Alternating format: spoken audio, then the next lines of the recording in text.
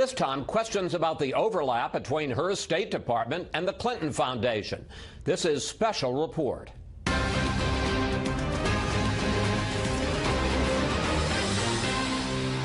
Good evening. Welcome to Washington. I'm Chris Wallace in for Bret Baier. Did Hillary Clinton, as America's top diplomat, give special treatment to people who gave big money to the Clinton Foundation? That's the question tonight following the release of more emails Clinton's team did not turn over to the government last year. Correspondent Rich Edson on what critics are calling a pay-to-play arrangement. Clinton political donors and former Clinton Foundation officials pushed the U.S. State Department for meetings, favors, and jobs for associates, while Hillary Clinton was Secretary of State. This, according to nearly 300 pages of work-related emails Secretary Clinton failed to initially surrender to the State Department and just released as the result of a successful lawsuit from conservative group Judicial Watch. They extracted these promises from Mrs. Clinton to stay out of foundation business, to have a bright line and a wall between the State Department and the foundation. Doug Band was communicating with the State Department to take care of, quote, associates and, in one case, a major donor. Doug Band is a longtime advisor to President Bill Clinton. He led the Clinton Foundation's Clinton Global Initiative, and on April 22, 2009, he forwarded to Hillary Clinton aides Huma Abedin and Cheryl Mills an email from an associate looking for a job entitled, quote, a favor. Band instructs Abedin and Mills the matter was, quote, important to take care of. Abedin responds almost immediately, quote, we have all had him on our radar. Personnel has been sending him options. The State Department refuses to identify the contact or say if the person in question received a job, only adding officials are confident they followed all the rules in this case. A few days later, Band emails Abedin and Mills again. Quote, we need Gilbert Shogary to speak to the substance person regarding Lebanon, adding the issue was very important. Abedin assures Band she will discuss the issue with the then American ambassador to Lebanon. Shogary is a Nigerian businessman of Lebanese descent and a longtime supporter of the Clintons. The Clinton Foundation says he has donated between $1 and $5 million. The Clinton campaign claims in these emails Band was acting as an advisor to former President Bill Clinton, not as head of the Clinton Global Initiative. In a statement, a campaign spokesperson says, quote, neither of these emails involve the secretary or relate to the foundation's work. They are communications between her aides and the president's personal aide. And indeed, the recommendation was for one of the secretary's former staffers who was not employed by the foundation. Clinton defenders say the former Secretary of State and Democratic nominee engaged in no wrongdoing. These emails were between staffers. This was not Secretary Clinton involved in this discussion. Second, here's what American people hear about Hillary Clinton in this issue. Emails, emails, emails, blah, blah, blah, blah, blah. And this afternoon, Judicial Watch released more emails, including one from 2012 showing officials informed Clinton's then chief of staff, Cheryl Mills, of a Freedom of Information Act request. They were asking for the number of email addresses Secretary of State Clinton used. Chris? Rich Edson reporting from the State Department. Rich, thank you. Donald Trump is not backing down, insisting his comment yesterday that some interpreted as a threat to Hillary Clinton was nothing of the sort. And he's hoping gun rights supporters will have his back.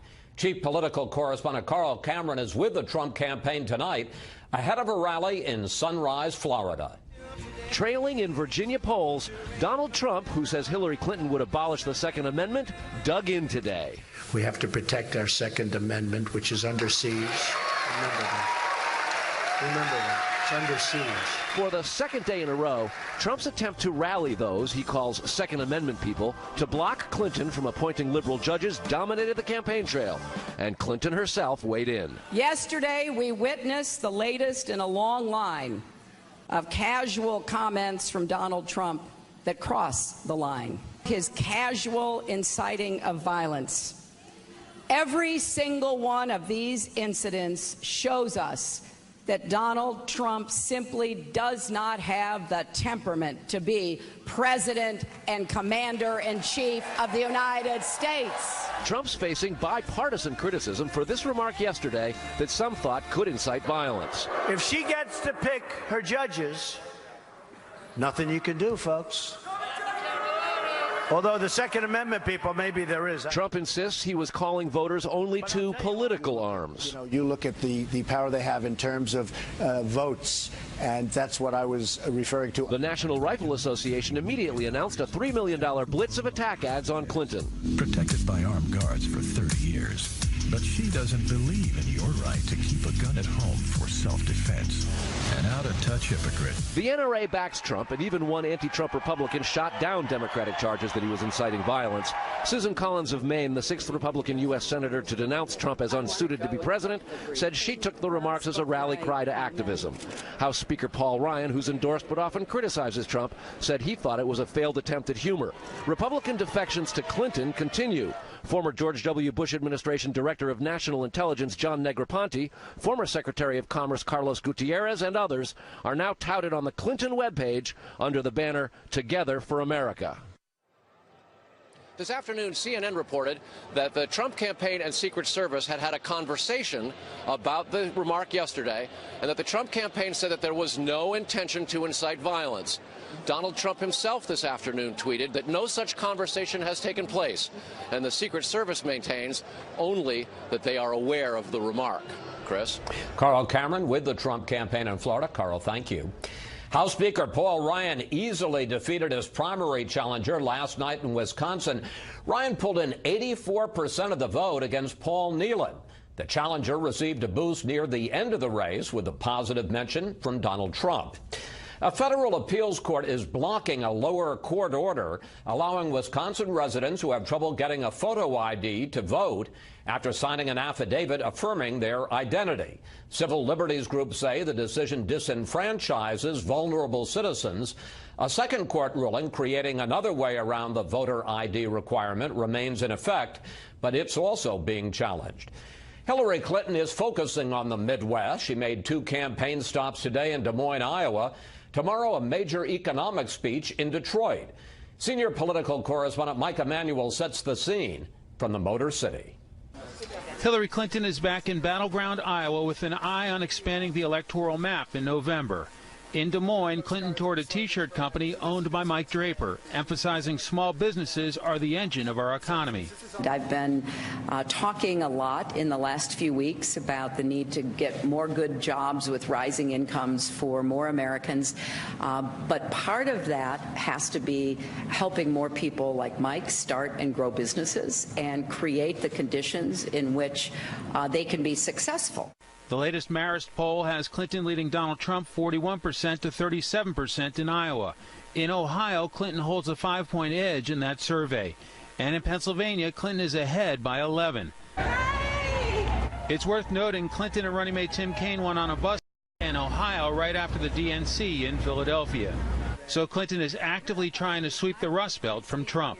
This is one of the big differences that I have with Donald Trump. I have many big differences with him, but one of them is that he makes all these things. He doesn't make any of them in the United States. Clinton is looking to compete in Arizona and Georgia, which are typically red states. The campaign is planning to hire staff seeking to put those states in play. Clinton's also eyeing Utah, which hasn't gone for a Democrat since 1964. She wrote an op-ed in the state's second-largest newspaper making reference to religious freedom and the Constitution and mentioning the 2012 Republican nominee, quote, listen to Mitt Romney, who said Trump fired before aiming when he decided a blanket religious ban was a solution to the threat of terrorism.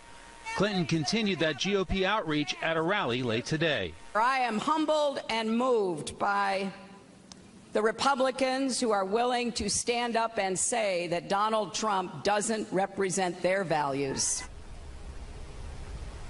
This sets the stage for that big economic speech by Clinton here in Michigan tomorrow, just days after Donald Trump gave one in Detroit. Clinton will try to convince those frustrated by their economic opportunities that she understands and has solid ideas to help them. Chris? Mike Emanuel reporting from Detroit. Mike, thank you. Donald Trump says he will participate in 3 debates with Hillary Clinton this fall, but he is not happy about some of the arrangements. Correspondent Kristen Fisher tells us why.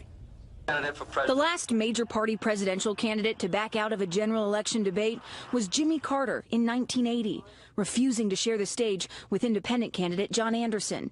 And after Richard Nixon's disastrous debates with John F. Kennedy in 1960, there were no presidential debates between Republican and Democratic candidates for the next 16 years. But in 2016, for a Republican nominee to bail on the debates would be a gamble of historic proportions. Donald Trump needs to be in those 3 debates because, from an electoral college standpoint, he's really starting out from a position of catching up. So he can't afford to miss one, I don't think. He's got too much ground to make up. Trump already skipped 1 debate during the primary. He also claims to have single-handedly renegotiated the length of another debate from 3.5 hours down to 2. Now, Trump tells Time magazine he'll, quote, absolutely do 3 debates, and that he wants to debate, quote, very badly, but he wants to see the conditions first. He also told Time he's reserving the right to pull out if he doesn't like the moderators who have yet to be announced. Earlier, he said he didn't like the dates because 2 of them were at the same time as football games. Hillary Clinton wants to be against the NFL. She doesn't, maybe like she did with Bernie Sanders, where they were on Saturday nights when nobody's home. The Clinton campaign says it is not clear if he's trying to avoid debates or merely toying with the press to create more drama. Either way, our campaign is not interested in playing along. We will accept the commission's invitation and expect Donald Trump to do the same. That commission is the same independent, nonpartisan commission that sponsored every presidential debate since 1988. The Commission on Presidential Debates has set these debates up months in advance, over a year in advance, and they say there's really nothing they can do, that they're really not in a negotiating position. As of now, the commission says it has no plans to meet with the Trump campaign, though that could change. What is in the works is a meeting between the Trump and Clinton campaigns, and that should happen sometime over the next few days. Chris? Kristen, thank you. This highly unusual presidential race is having a trickle-down effect on other big contests in November. Case in point, the New Hampshire Senate race. An incumbent Republican is having a hard time in her bid for re-election, and a lot of people are blaming Donald Trump. Senior correspondent Rick Leventhal reports tonight from Manchester, New Hampshire. Republican Senator Kelly Ayotte hosts a forum on veterans' health issues, part of a busy public schedule as she fights for her political future in one of the tightest Senate races in the nation against Democratic Governor Maggie Hassan. I know we can do better, and I want to bring the kind of work ethic and pragmatism and commitment to problem solving that we have here in the Granite State to Washington so we can move our whole country forward. I wake up every single day with a sense of purpose to work as hard as I can on behalf of the people of New Hampshire. So there are always challenges thrown at you, but it's worth it. Onward to victory in November. 3 months before the election, polls show the race is essentially a dead heat. New Hampshire typically leans Democratic in presidential election years, and Hassan's numbers have risen as Hillary Clinton's lead over Donald Trump has widened. But Ayotte gets a bounce as the incumbent. She's actually doing better than Trump here and trying to distance herself from him, while Hassan is endorsing Hillary. I support Hillary Clinton because she and I have been working for the same thing, expanding middle-class opportunity, helping our small businesses, keeping our country safe. Ayotte's walking a fine line. I've said clearly I'm going to be voting for him. I'm not endorsing him. I have disagreements with him, which I've been quite vocal about, and I'll continue to do that. And her reluctance towards the Republican nominee hasn't skipped his attention. Just last week, he told the Washington Post, "She's given me no support," and implied she's, quote, weak. Both Ayotte and Hassan are treading carefully because neither presidential candidate is well liked in their home state. Donald Trump and Hillary Clinton are the 2 least popular candidates that have ever run for president in the 20th century, non-incumbents.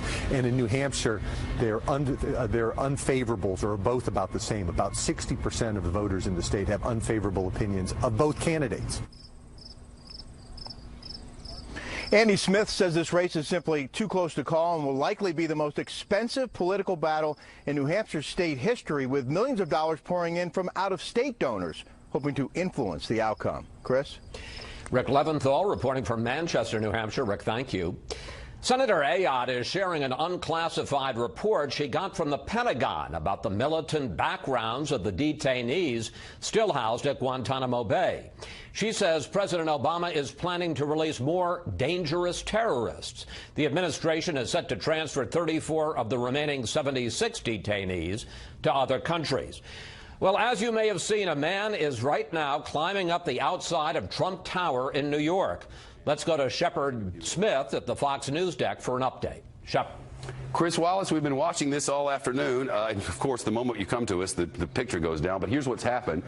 About 3:45 this afternoon, so 2.5 hours ago, a man started climbing the outside of the Trump Tower building. Some guy walks through the lobby, tells security, there's some guy climbing the building. They went out there, and sure enough, he was. By then, he was at the 6th floor. They put inflatables down. Our friends at ABC7, the local ABC station here in New York City, report that they saw in his backpack some paperwork that had Donald Trump's name on it. He's just taken the backpack off, and he's just been climbing up the building. We're told he's up about the 15th floor now. The police have been negotiating with him, as they put it. They've knocked holes in the walls and the glass, pulled the glass out, and been saying to him, you know, you got to come down, trying to negotiate an end to this. And they say they're just going to wait him out. If we were to pan up now about 2 stories, you'd see that the police have removed a window, and they're just waiting for him to get there. The question is, will he go around the side of the building to avoid them? This is a wider shot of that. They're the 2 police windows that have been opened up, and this is the climber down here. So this is the south front of the building, and this is the 5th Avenue side. Chris, 2.5 hours later, he's still climbing. I say it's about time. Every year, Nevada homeowners spend $16 million to help subsidize 17,000 customers who put solar panels on their roof, but not for much longer. In a controversial move, the state's Public Utility Commission, or PUC, is phasing out that subsidy over the next 12 years. Let's hear it one more time for solar. Give it up, people. Solar customers in Nevada now blasting the state's decision to phase out net metering, the incentive program that reimbursed residential customers at retail rates for excess power generated by their rooftop panels. The PUC and Governor Sandoval have backstabbed us and have gone against, supporting us, the little person. According to solar activists, the new rules mean customers' utility bills will increase by 50%, meaning some will end up paying more than had they not gone solar. Many customers said they wouldn't have shelled out thousands of dollars to install rooftop panels if they had known they'd be hit with higher fees, and blame the Nevada Public Utility Commission for what they call a bait and switch. We don't hate solar. Paul Thompson, head of Nevada's PUC, says the net metering perk was unfair because it meant homeowners who didn't have solar panels were subsidizing those who did. As the rooftop solar industry has gotten larger and larger, we've seen this subsidy grow. And what started as a legislative policy to kickstart the industry, now 18 years later, it's time for that industry to stand on its own 2 feet. This warehouse used to be completely full of solar panels and inverters. But as a result of the new policy, many solar companies say they're having to downsize due to a lack of customers. And several, including Solar City, have stopped doing business in the state, eliminating more than 500 jobs. Activists are now hoping state lawmakers will allow customers who went solar before the PUC's decision will be able to keep the rates they signed up for. And they're also fighting the new policy in the courts. It is a legal battle that other sunny states like California and Arizona are watching closely. Chris? Claudia Cowan reporting from Reno, Nevada. Claudia, thank you. American police have just stopped that man who was climbing the Trump Tower in New York City. They've arrested him safely, brought him inside. Let's go to the Fox News deck and Shepard Smith for the latest. Chris, it happened just less than a minute ago. The man is climbing on these suction cups as he's moving them up, and a police officer just reaches out and grabs his arm. I think we can turn the video around for you. This happened, I don't know, a minute and a half ago or something. We were doing this on Facebook Live. Gave him a little nudge there, and then just sort of dragged him into the building. It happened very fast, and it was over just like that. The police were a bit annoyed. As it turns out, this guy has put a video message on YouTube to Donald Trump. It was posted yesterday. We believe it's he, where he says, Donald Trump, here's why I'm climbing your building. I want your campaign to know some things. I'm going to get word to your campaign, but it's essential that we talk. So I don't know. Is this a wackadoo? Is this a guy with some kind of legitimate message? There's no way to know at this moment. But for 2 hours and 45 minutes, he climbed a building, Trump Tower, at the corner of 56th Street and 5th Avenue in Midtown Manhattan. and we've been watching him the whole time. Here's the video again of that as it went down just a little while ago. Just kind of grabbed his arm, the one cop did. They've been talking back and forth the whole time. And he's like trying to stay away, but that wasn't possible to do. Snatched him in the building, and Chris Wallace, it's all over. And Shep, just a question. What they did is they took out the window there on, what is it, about the 17th floor of the Trump Tower? 21st. 21st floor, and that's how they were able to get access to the climber? Yep. On the left side of your screen, that's the west-facing front of the building. That would be right on 5th Avenue, where the sun's setting. They have window washers there, those big window washers on ropes, and cops on the window washer scaffolding. Then they opened up windows all around it with police in there, so he really had nowhere to go. He could have gone down, but there was no more up opportunity for him, and he just appeared to try to go along that window thinking maybe the cops won't reach out and get me. That was the wrong thing to think. They did so in pretty quick fashion. But 2 hours and 45 minutes later, he's got to be tired, probably glad to have a place to sit down. Well, and you too, Shep. Thanks so much for the latest. Yep, we'll continue this on Facebook Live because the police are going to have a news conference in a minute. Thank you, Chris. You bet. Talk to you, buddy.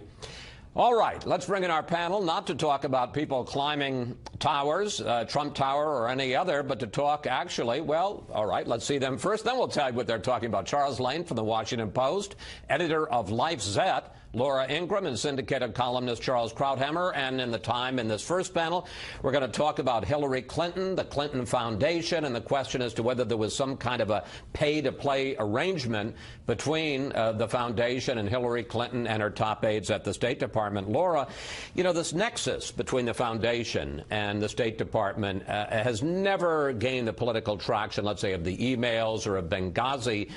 Do these latest set of emails, does that change that? Is it going to make it a bigger deal? Well, one would think it should under current federal corruption law, where it states that if a federal official receives anything of value in exchange for changing federal policy or federal action, you could be held liable. In this case, perhaps we'll learn more with other email releases. But one thing that's clear in the release of these emails is that, boy, when you give $1 million to $5 million to the Clinton Foundation, you can really cut through the bureaucracy fast. I mean, that Mr. Whatever it's Gowdery or Chowdhury, Shaggery, he was able to cut through all the way to Huma Abedin. They were able to connect him with the Assistant Secretary of Near East Affairs. And apparently, it went from there in a phone conversation. Now, what happened in the phone conversation, we don't know. But it's clear that the Clinton Foundation was a conduit for influencing federal officials at the State Department. Again, to what extent? We don't know. Is it just to get a job? Is it just to get a meeting, a hearing on a future project? This is what we always thought might have been at the heart of this Clinton Foundation email issue. All right. Let's remind folks, give you an example of what we're talking about. And here is an exchange, and let's put it up on the screen, an email exchange in 2009 between Doug Band, who was a top official of the foundation, as well as President Clinton's personal aide and top Clinton aide Huma Abedin. Band, I'm going to do a dramatic reading here. We need Gilbert Shaggery, who was a top donor to the foundation, to speak to the substance person, Ray Lebanon. As you know, he's a key guy there and to us, and is loved in Lebanon. Abedin email. It's Jeff Feldman, who was then the U.S. ambassador to Lebanon. I'm sure he knows him. I'll talk to Jeff. Band, better if you call him. Now preferable. This is very important. Chuck, big deal, small deal, no deal? I think it depends a lot on what was so important and what was the matter involving Lebanon that was so urgent that, as Laura suggests, the usual bureaucratic hoops would not do, that you had to go straight to the top in this way. And of course, another thing that will make a lot of difference is whether Hillary Clinton herself knew about this or got involved directly one way or the other. So far, there's no evidence of that. It's interesting to point out here that Doug Band and Huma Abedin aren't at arm's length. I mean, they're in business together, if I remember the story. They weren't then, but they are now. But they are later on. Yeah. I mean, this is a very interlocked group of people. One of the things that the Clinton campaign tried to say in defense of this was that Doug Band and all of this was just acting as an advisor to Bill Clinton. That was the hat he was wearing, not as in his role as in the Clinton Foundation. And I'm not sure. I was going to say, that explains how complicated this all is, because they're making a distinction, some would say a Clintonian distinction, between Doug Band advisor to the president, and Doug Band, who was a top official at the Clinton Foundation. Same Doug Band. Yeah, and what difference does it make? Because that former president is the husband of the Secretary of State. I mean, it's all just kind of one big kind of ball of mush. Now, we should point out that the Clinton Foundation, and even basically, in effect, in an interview with me about 10 days ago, Secretary Clinton said that there's never been proof, there's never been a smoking gun, there's never been evidence that she did anything quid pro quo, made any decision as a result of any foundation gift or any speaking fee to her husband. Here's the reaction to the latest batch of emails from Donnie Fowler, who's a former official in the Clinton administration. Take a look. These emails were between staffers. This was not Secretary Clinton involved in this discussion. Second, here's what American people hear about Hillary Clinton in this issue. Emails, emails, emails, blah, blah, blah, blah, blah. Emails, emails, emails, blah, blah, blah. It's already baked into this election. This isn't going to really change the direction of this race. Charles, I never thought I would ask you this question, but blah, blah, blah? Look, I think this guy's whistling in the dark. This is, I think, can be quite ominous. There are two questions that have been outstanding forever. The first is, what exactly does the foundation do? I know what Habitat for Humanity does. I know what the Gates Foundation does. It is obvious that it was a huge networking operation, funding, supporting, and giving jobs to the entire Clinton retinue, waiting for her accession, for the Clintons to return to the White House. And the second question is, why does she have a private server? I have always speculated here, and I said it was pure speculation, that the real stuff, the reason she had to hide all this, obviously she meant to hide things, was because there is something having to do with the foundation. And that's where you would put all the so-called private stuff. It wasn't yoga lessons or wedding invitations. If there was anything about improper connections, and we see them here, this is just a hint of it, just a few emails. What was in the 30,000? If anybody gets their hands on them, Russian or not, they could come spilling out stuff that could destroy her candidacy. She knows what's in there. But if anything, it's the connection between the foundation and what she did as Secretary of State. Whether there was a direct quid pro quo, I think, is irrelevant. We're talking now not about criminal activity, but the political effect, and it could be devastating. Laura, let me ask you, because as I said, Secretary Clinton and all of her top campaign officials and aides from the State Department say, look, there's no smoking gun here. There's been a lot of investigation. A fellow, Peter Schweitzer, wrote the book Clinton Cash. Yep. There's no quid pro quo, at least hard evidence. Does that make a difference? Yeah, well, I think, again, it probably would be somewhat persuasive if indeed there weren't so many missing emails. If she hadn't lied to, you know, when she discussed turning over all her emails, as we know Jim Comey said she didn't tell the truth on that. So maybe if we had all those emails and all that communication was in the public, then maybe we could take her at face value. But I think the big question mark now is what was in those emails, as Charles said. And I bet some of them had something to do with the CGI, the Clinton Global Initiative. I've always thought that, and you know, maybe we'll know, maybe we won't. All right, panel, we have to take a break here and participate in 3 presidential debates, but with some conditions. And we're back now with our panel. So, Chuck, this is interesting because Trump sounds like he's going into a negotiation, the art of the deal. But the fact is, the Commission on Presidential Debates, which has sponsored every debate in the general election since 1988, says it doesn't negotiate, that it names the venue, it names the date, it names the moderator. There's no negotiation. Question, who's going to blink, the commission or Trump? Well, I don't know what leverage Donald Trump has. If you're going to negotiate successfully, you've got to have leverage. And he claims to have negotiated successfully in the primary debates based on the fact that he was the guy who got all the ratings, right? But these debates in the fall do not have commercial interruptions. There's no ratings issue for the people who are sponsoring them. You can't sell more airtime for commercials based on whether or not Donald Trump is in it. Furthermore, he's losing in all the polls. And usually the loser is in no position to dictate the terms, needs the debate more. So I'm mystified as to exactly where he thinks he's got the upper hand here. One of the things that Trump is complaining about is the fact that 2 of the debates are going to be up against NFL football games, but given the fact that they're on Sunday, Monday, Thursday, it's pretty hard to avoid a date when there's an NFL football game. And let me show you, in fact, because this has happened before. In 2012, the last Obama-Romney debate was up against Monday Night Football. The debate got 59 million viewers, football 10.5. The second debate that year, 2012, between Obama and Romney, up against baseball, 65 million to 6.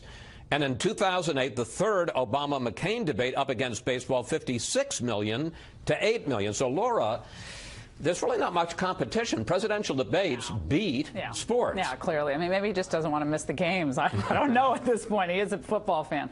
I think the more interesting question here, Chris, is what the Republicans have been concerned about in the past. Remember Romney in the national poll average, I was looking back at this before the show, was 6 points ahead going into that Candy Crowley debate. And everybody remembers the, do you have the transcript Candy moment on Benghazi? And people were furious. Candy Crowley ultimately said that Romney had a good point, except in the wording of what he said about the act of terrorism. But let's just point out that in the debate, she seemed to side with Obama. Right, exactly. So that infuriated Republicans, and some people believe that really turned the tide against Romney. I don't know if it did or didn't, but Republicans have had a lot of concerns about, and Mitt Romney said this himself with you last year. He said that there's a focus on issues that are highly divisive and end up having people pulling away from us. He was referring to the Republican primary debates. That's why they limited the scope of their debates. So I don't think there's any big, surprise that someone could raise an issue. But in this case, unlike the, pre-primary debates, there really isn't much room for anyone to run here. Charles, I want to get back to Chuck's point. I wonder about the leverage. I mean, if you're going to make the deal, and as I understand the art of the deal, you got to have something that you leverage over the person you're negotiating with. He's behind in the polls. He's down in the swing states. It seems to me if he were to huff and puff and say, well, maybe I won't participate, Hillary Clinton and the commission would say, go ahead. But this isn't like the negotiation of a real estate deal that either is going to happen or not. I think what this can do for a Republican, for Trump in particular, is to influence how the debate commission goes about in the one important issue. It doesn't really matter if you're up against the NFL. That's a side smokescreen. The real issue is who moderates. And the Candy Crowley moment, I don't know if it was a decisive one, but it was shameful. She clearly took the side of Obama, and she was wrong, which made it even worse. So I think it's very important for the commission to think very hard about who would be acceptable to both sides. Generally speaking, the media overwhelmingly liberal. So if you're going to take a random sample, you're going to get liberal moderators who will try to be objective, but in the end, it's very hard to be. So I think it's important to make the point that we're going to be watching very carefully who the moderators are, and if they are unacceptable, you can say, I'm not going to participate unless we get somebody else. Ask a bunch of respected, retired judges to be the ones who choose.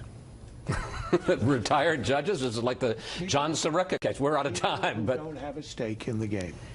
And that's it for the panel. Stay tuned for a different way to view the 2016